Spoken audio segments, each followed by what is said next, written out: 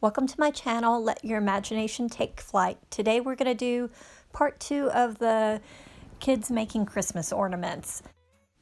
We'll start with the fillable ornaments. We're going to use both plastic, like this long ornament I got at the Dollar Tree, and also glass, like this little round ornament I had. First step is to fill up the ornament.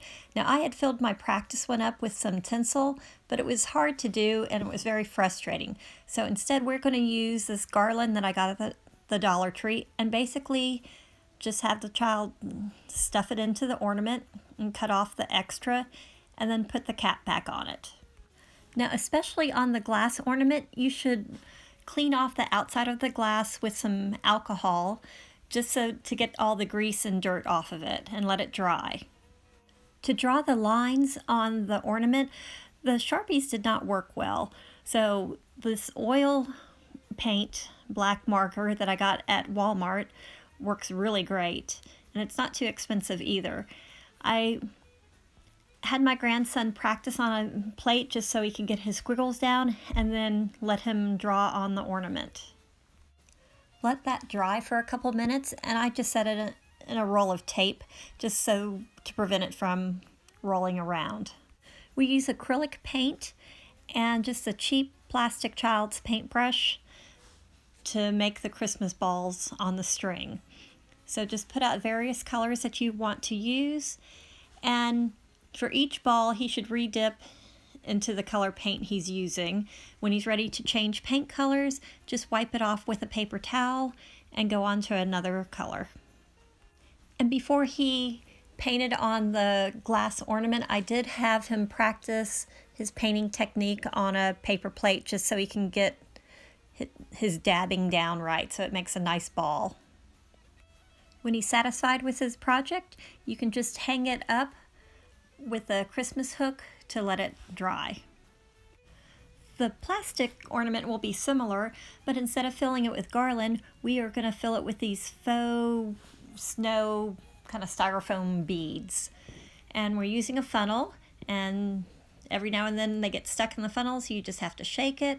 And then when you're done doing that, just put the cap on, and then it's time to start the drawing. And again, we're using the oil-based pen, and have him practice on a plate first, and then he can draw his string on the ornament. Now since this grandson is younger, instead of using a paintbrush, we are going to have him use his finger to dab the colors on. So he puts one finger down in the paint, puts a ball on, and then re-dips for another ball. And between colors, we are washing off his fingers with the baby wipes. The little one will be making these cute little ornaments or gift tags. Now we're starting off with the Dollar Tree mini Jinga blocks. For a young child, you want to pre-paint them and also drill a hole in them. An older child, of course, could paint them themselves, and then you let them dry. And I am just painting the bottom of her finger with white acrylic paint and then gently pressing it onto the blocks to make our snowman indentation, and that's all I'll need from her, and just wipe with baby wipes. It gets it off really fast. For a young child, you'll be the one doing the embellishments. I'm just going to use a Sharpie right now to draw on a snowman hat, his eyes, mouth, and buttons.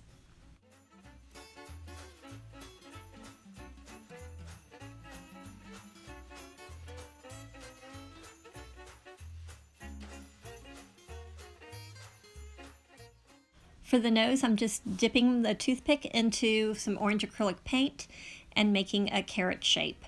Just putting a dot in the center and dragging out to the side. And one of my noses turned out to be a little bit too fat, so I just, while it was still wet, I took it away and wiped it off with a wet paper towel and did it again until it was how I liked it. You can leave the snowmen like they are, or you can embellish it up. I'm just taking a red Sharpie and drawing a scarf on this one snowman, and the other snowman I'm going to put some school glue on the bottom of the block and dip it into these faux styrofoam snowballs that I got from the Dollar Tree, just to give it a little more dimension. Next, you want to add your hanging string or ribbon to your blocks. Now, if your string is too thick to go easily through your hole, there is a trick that you can do using dental floss. Take a piece of floss and bend it in half to make a loop. Sometimes you'll have to squeeze the tip of it just to get it more narrow and insert it through the hole and out the back side. And then open up the loop again, and you can put your ribbon through the loop. Once it's in the loop, you just pull on the other side of the dental floss and your ribbon will come straight through the hole.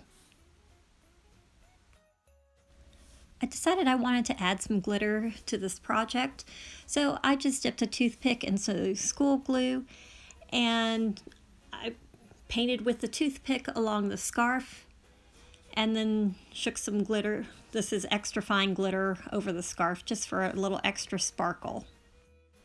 So of course I wanted to add some to the other block, so I put a dot of school glue on each snowball and then also across the hat band and shook glitter onto that. Now these are all the crafts that I had planned to film, but the 3-year-old wanted to do more, so y'all have an extra bonus ornament. For this you'll need a wood round cutoff, a napkin with a pretty pattern, and some Mod Podge. For your napkin, you only want the outer layer. You only want one layer. So if it's more than one ply, you just take out the other layers of napkins and then you cut it down to a more manageable size. Using a sponge paintbrush, start painting the Mod Podge onto the piece of wood. Now my wood came from my yard when we did some tree trimming several months ago, but you can find them just about any craft store for not too much money. After the face of the wood round is covered, you take the napkin, center the design how you want it, and then press down. Then you want to paint some more Mod Podge on top of the napkin, and make sure you get the sides really well because you need the sides to get wet, because eventually we're going to rip off the napkin around the edge, and it's easier to rip off if the napkin's moist on the sides. So when you're done Mod Podging, gently tear the napkin away from the sides of your wood round. And by the way, always have baby wipes handy because the Mod Podge does get sticky and the baby wipes work perfectly for taking away that stickiness.